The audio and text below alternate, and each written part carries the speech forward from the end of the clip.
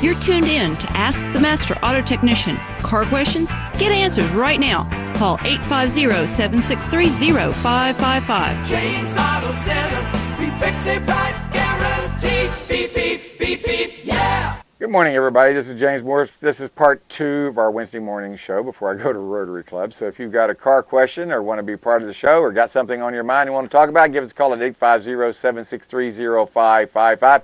I got Karen Schoen calling all the way from Greenwood, Florida, where it's early there. You're on Eastern time, are you not, Karen? Are you on? No, Central time. You're still? Oh, I thought. Okay, I thought you were on Eastern time. So you're I am north of Mariana. Okay, you're north of Mariana in Jackson County, right? In Jackson County, about 10 miles from the Alabama border. Okay, I kept thinking you were in Eastern time zone over in that area, but apparently you are not. But it's still early in the morning. It's still daylight out there. I know you're listening to the roosters crowing and the birds chirping out there while you drink your coffee. And would you read the paper where 1/4 of Florida legislators got reelected in office unopposed? I know, it's disgraceful. Well, It's absolutely disgraceful, especially when you go and talk to them and you realize how little they know about what's going on. Well, yeah, it does kind of make you scratch your head and go, how'd this guy do that? How does that happen? Because our educational system is so poor that most of them have even out of their realm, they have difficulty comprehending what's going on. It was frightening to go and talk to a group of people that went to one of those forums to listen to see who the people are to be elected. Right. And it's frightening of stuff that they don't know. I asked, do you know what the AFFH is? And the answer was a gloss, like the deer in the headlights. So it's called the what was it called again? AFHS? Okay, this is, you know me, when I see things going on, and it's really very sad about Turkey, but when I see things going on, I say, okay, what else is going on that we need to know about? And the AFFH is the new word from HUD, and it's called Affirmatively Furthering Fair Housing Rule. Ooh, normally that's Does anything. That sound nice? It always does, but it's never fair, and it's not about housing. One of the things I have found out, whatever the title is just the opposite. Right. Well, this rule is very, very sinister, and apparently when a community signs for a grant, there is a sentence somewhere in the grant that says that they will follow the HUD Affirmatively Furthering Fair Housing Rules. So when your commissioner signs on to get this grant, and it doesn't matter whether it's a pass-through, whether they're getting the grant to give to a nonprofit or whatever they're going to be doing with it, it doesn't make any difference. And what this rule says is that you're going to be following this fair housing. That sounds really nice, doesn't it? It always sounds nice, just like the Patriot Act. That sounds so patriotic. Exactly. Well, what you find out is that you are giving away, the commissioners are giving away their power to HUD and to other non-government agencies to come into their community and assess the proportions of blacks and Hispanics in the communities. Well, that doesn't sound bad either. You want to make sure that things are right there. So you say, okay, so we need some more Section 8 houses. Well, we'll put them over there. No, you can't do that. The new rule is that the Section 8 houses have to go in communities that are less than 3% black, less than 7% Hispanic. Well, where are those communities? All over Panama City, probably. That's right. I don't But what happens in your gated community when you're being told that you don't have any, your community is not engineered properly? You don't have enough Section 8 people in your community. So now your property values in your affluent communities will be ground ground into the ground. Mm-hmm. And this is the appropriation that you will have to meet. And so you think, oh, I don't have to do that. That's crazy. We put our, Section 8 houses over there. We take wonderful care of our people. Mm-hmm. And that's what we're doing. Well, no, you can't do that. Because either HUD will sue you or they will find people to sue you. And in Baltimore, 3 ladies sued the city of Baltimore because they didn't like where the government said they should live. And they wanted to live in the more affluent areas. They got 3 houses, paid insurance, paid taxes for their lifetime, plus $150,000. Imagine if everybody did that. I sound like Bernie Sanders hit the jackpot on that one. Yeah. Hey, now, let me ask you. Have you ever heard of the Sadowski Home Trust Fund, which was originated in 1992 in Florida? Do you know anybody? And because I got to ask about that at the realtors meeting, they did some vetting yesterday on people running for county commission, and one of the questions they asked me was about the Sadowski Home Trust Fund.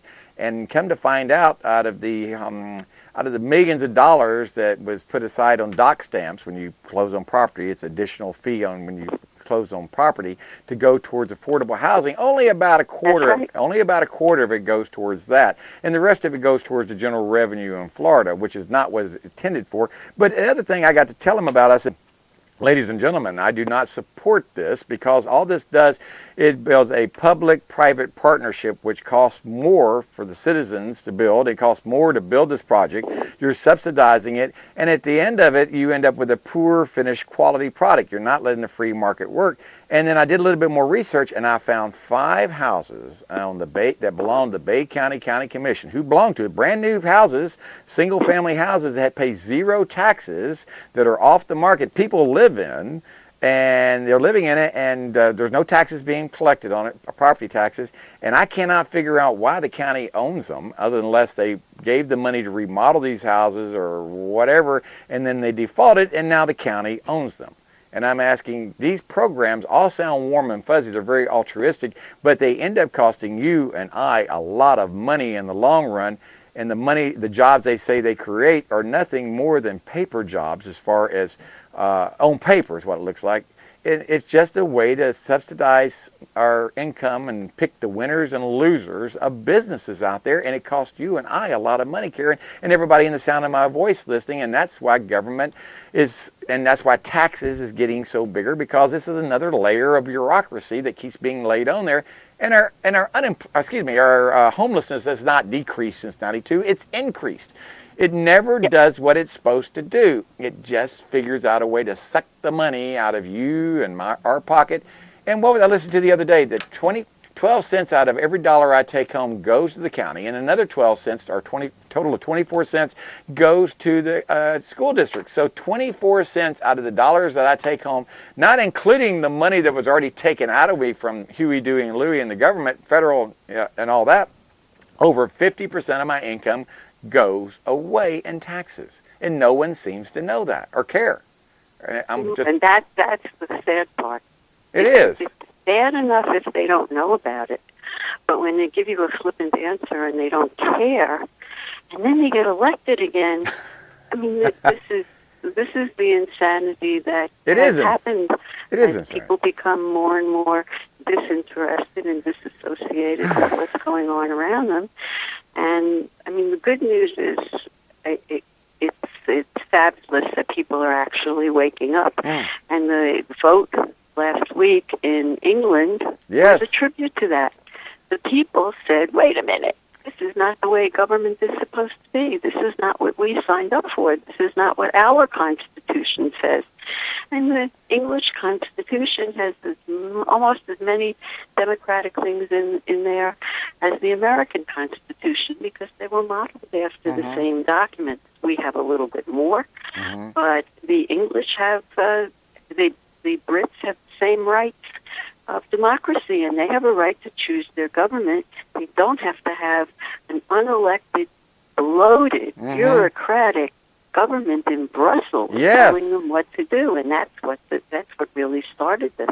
You know, the same thing happened in 1861 in America. We got tired of a bureaucratic, bloated government telling us how they wanted to take our tax money in the South because we had so many seaports and how they were going to take it and we couldn't have it. And we said, no, we voluntarily joined. We're going to voluntarily leave. And they tried to voluntarily leave, and the rest is history. That's right. We know what happened there. The Brexit vote is exactly the same thing, because there is nothing wrong as we go into July 4th weekend to be a patriotic American.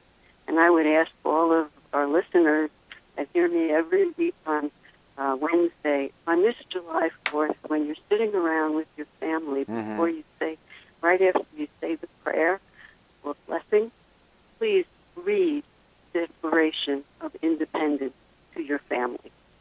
Please read that. That's a very good idea, because there are so many people that do not realize even our basic rights out there. I ask someone what our First Amendment is, or my Third Amendment, or a Second Amendment, or a Fifth Amendment, or an Eighth Amendment, or a 10th Amendment, and they look at me like a deer caught in the headlights, like you used before. They go, you mean those are amendments, and those are our Bill of Rights, and they're amendments? I go, yeah, the first 10 are called the Bill of Rights. Those are our first 10 amendments to our Constitution. And it's like they've never heard of this before. And I'm not talking about kids. I'm talking about people in their 40s and 50s. Well, they started stripping God out of school, and they stopped teaching American history in the 70s and 80s. So these kids didn't get a full education like we did. Maybe that's so. I lucked out. I mean, I got an education. I lucked out. Didn't even realize I'd lucked out. I mean, and I was probably the world's worst student that there was, but somehow or another I was able to get enough history in me and enough math and science, and I never let my education get in the way of me learning. I never had. But your education taught you that you are capable of learning, and kids today, they don't have that. No, they don't. That they're capable of anything except following what the government tells them to follow and sign here. And you're right. And I think a lot of people don't realize how smart they are using their brain. They think they have to have a computer or they have to have a toy. My grandson went on vacation for a week. He came, always got his hands on a computer, whatever. Came back, but they didn't have a computer there for 5 days. And what's he do on the way back? They play cards with their friends. He hasn't picked, my daughter says he hasn't picked up a computer since he's been back over a week. And she said he's a different kid now because he doesn't have that computer going all the time. Matter of fact, he's actually turning into a normal 10-year-old child. Fabulous. It is. You know something? We need to practice what life is like without devices. And I'd like to talk about that next time. Yeah. But we need to get back to that, because if something happens, we will be in total deficit, not knowing what to do. But we are resilient. We will survive. On that note, I have to go, Karen, because we're against the clock. I'll talk to you next Wednesday, and we'll talk to everybody tomorrow morning on Ask the Master Auto Technician on Fox 28. Bye-bye, everybody. James Auto Center, we fix it right, guaranteed. Beep, beep, beep, beep, yeah.